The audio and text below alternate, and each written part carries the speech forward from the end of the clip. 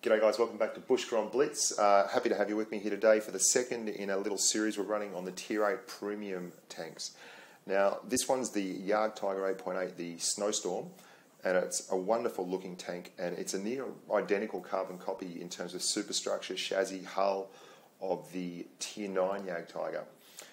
That means it's a very rough and tough customer. It can take a lot of punishment, and when angled correctly and positioned correctly, as you'll see here when we have a look at it from the perspective of a T32, the American heavy tank of Tier 8, it certainly can take punishment.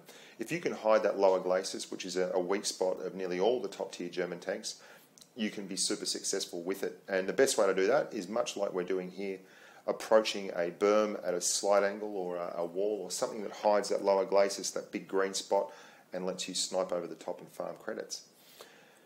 Now, the reason we can be so successful doing this in these kind of games is that you look at the teams at the startup and you know exactly who you're facing and who's got the ability to pen you frontally if you can hide your glacis.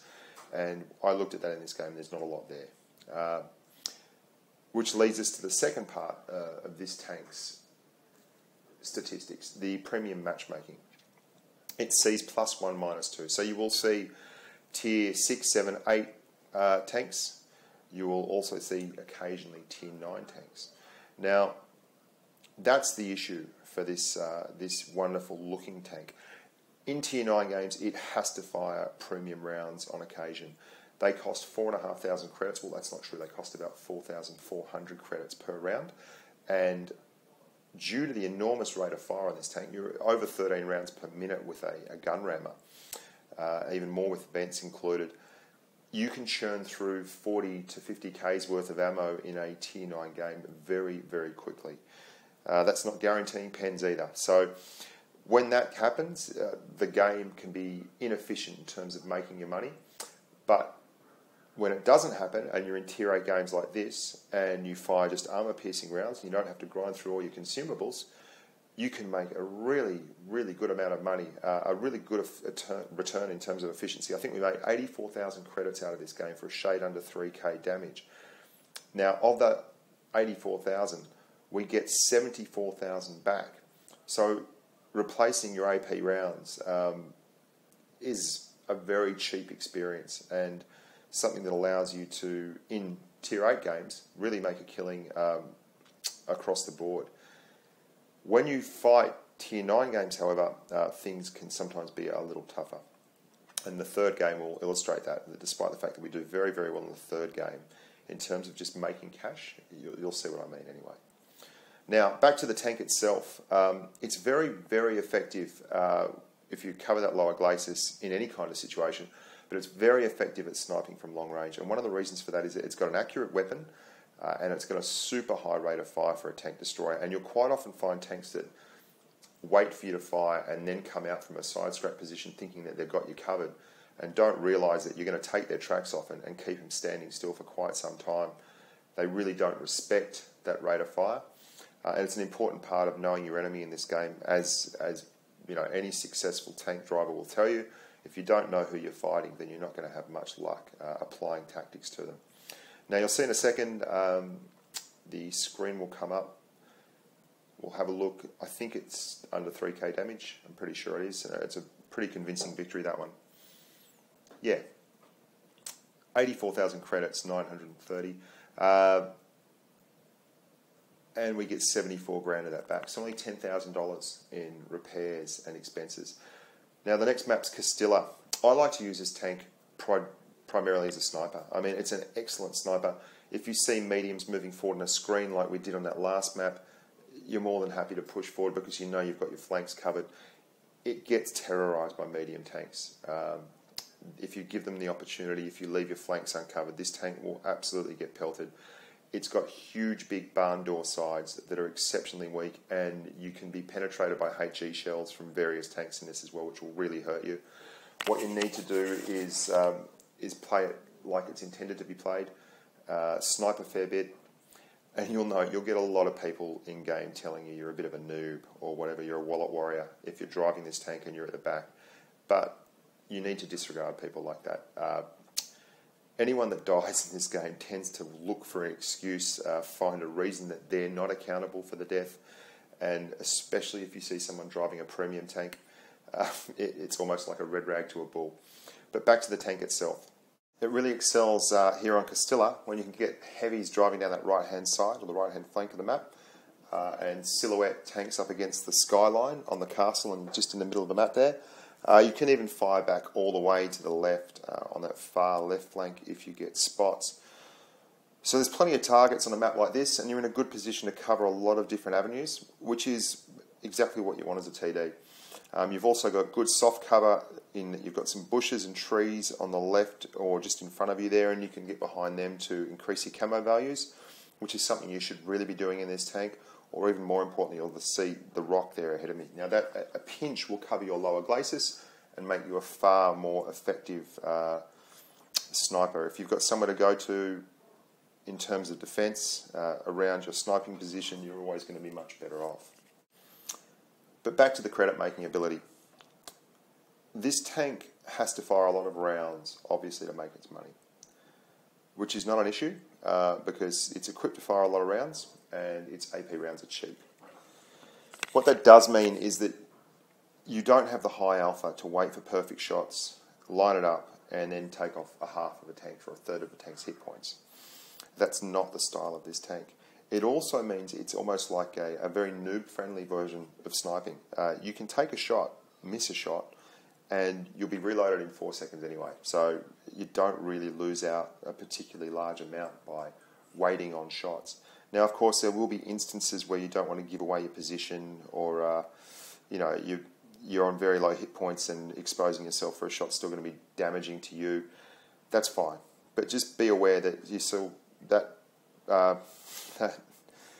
T25AT disappeared on me there, but I just fired immediately straight back into where I thought he was because the reload speed is so quick and the rate of fire so high that there's no real downside to doing something along those lines. Now, quite often I'm the last tank left standing in these situations, and that's because I play it very much as a sniper. And the reason that's such a good thing for you if you're trying to farm credits is that the longer you are there, the more likely you are to do damage, and the more damage you do, the more credits you receive. With a heavy, that can be a bit of a downfall where you have to push the pace and you're the front line, and while you can do more damage and you can be more in the enemy's face and you can absolutely take fire more effectively, it also exposes you to more fire. This tank's a little safer, and I like it for that. It's a little steadier in terms of a credit return. Not that that's going to stop your teammates from disparaging you. As you can see, the M4A3 just called us chickens for hanging back. Now, this game's, I think, has illustrated the point that it's an excellent sniper, and it's a very good high rate of fire gun. The next game after this one is going to be a Tier 9 game, and I'm going to talk through a little bit about the way I look at the teams and the tactics I use and the reason I go to the positions I go to. And look, your battle tactics should be thought up when you're on the loading screen, when you see map, when you see the type of tanks you're playing, and you take into account the strengths and the weaknesses of your own tank. But be that as it may, we've still got this game to win. Castilla's a really interesting map. I've struggled tremendously with this map when it first came out, and I'm just starting to get a handle on it now. But there's something you'll see this map does degenerate to a lot of the time. And if you snipe from this side of the map, it's little duke outs where you end up with a couple of heavies up the right-hand flank behind houses. And nearly every time, it degenerates into a situation where you have to push and flush. And this happens to me a lot in this tank because obviously I'm a sook in it. I hang around the back, and that just simply means that it's more likely to be that I'm the last one left to do all the dirty work. Now, this VK actually has quite a good game. I'm trying to perma-track him here, which is something this tank can do, and you'll see I'll pick him up in a sec. You want to know what a high rate of fire gun is useful for? Just watch this. Well, that's tracked him. Now, every 4 seconds he's going to get another one in that drive wheel until his big kit comes back online. Now, he's waiting there, probably frantically hammering the button, just waiting for it to pop up. There you go, just gets it repaired in time. Now, there's not a lot of tank destroyers can do that, and that's something that's off the table if you've got a high alpha long reload tank destroyer. Obviously, a high alpha long reload tank destroyer would probably have one-shot that little bugger, but that be that as it may, you've got to run with your strengths. So here we go, we're pushing up. It's 1 on 2 left. This Panther probably tries his luck a little bit. He tries to flank for no particular reason. He should have stayed hidden there until I got around the corner.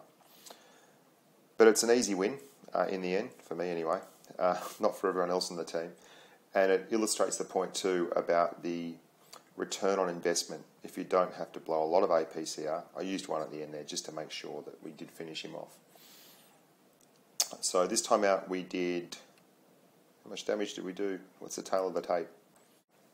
Well, 3,500 just about in terms of damage, which is actually a very nice result for a tank like this. And what that does is it gives you 95,000 credits, just a shade under 100k, and we get 71k back from that.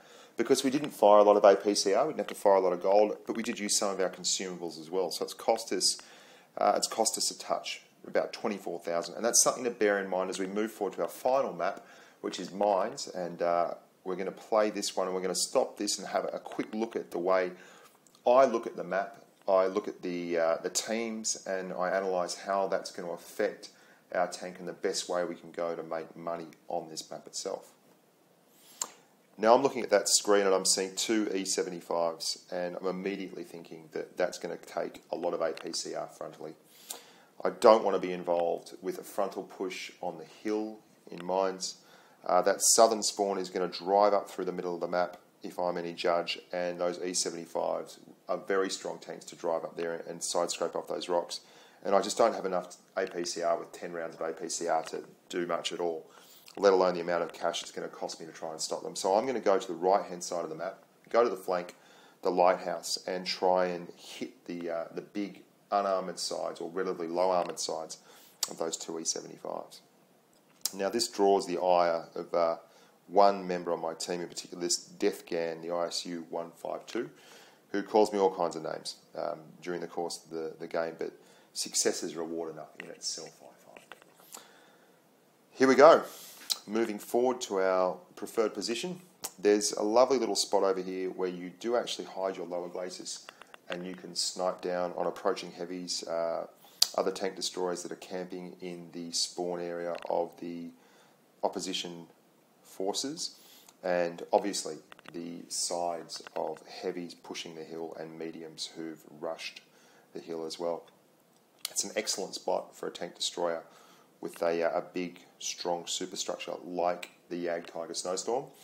And our first victim is the wild, wandering and lonely T-29, the Tier 7 Heavy, the American Tier 7 Heavy, who rather than continue his push towards cover, stops to try and take me on while I'm in a wonderful, well, what would be a hull down position for him, but which is a lower glacis hiding position for me. And we can bounce him all day. He just doesn't have the penetration on his gun to really cause us much troubles. We're side-scraping anyway, well, not side-scraping, we're angling our tank anyway, just to be sure.